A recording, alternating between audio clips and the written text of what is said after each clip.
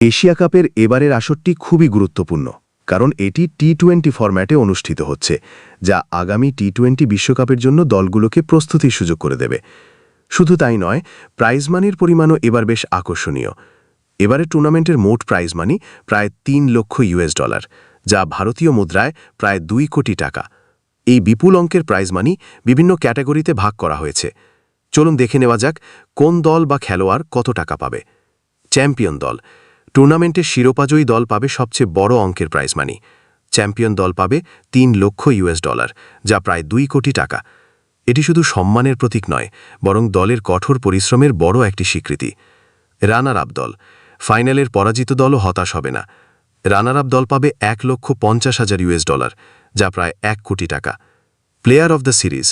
পুরো টুর্নামেন্টে ধারাবাহিক এবং অসাধারণ পারফর্ম করা খেলোয়াড়কে দেওয়া হবে প্লেয়ার অব দ্য সিরিজ পুরস্কার।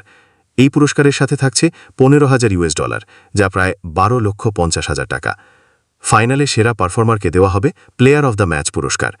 এই সম্মানজনক পুরস্কারের সাথে থাকছে $5,000, যা প্রায় $4,01,00,000 টাকা। Smart catch of the match. শুধু ব্যাট বা বল নয়, ফিল্ডিংয়েও অসাধারণ দক্ষতার পুরস্কার রয়েছে, যার আর্থিক মূল্য $3 লক্ষ। সুতরাং এশিয়া কাপ 2025 শুধু ক্রিকেটীয় দক্ষতার প্রদর্শনী নয়, এটি একটি আর্থিক পুরস্কারের খেলাও বটে। প্রতিটি ম্যাচ, প্রতিটি রান, প্রতিটি উইকেট এবং প্রতিটি ক্যাচ এখানে গুরুত্বপূর্ণ।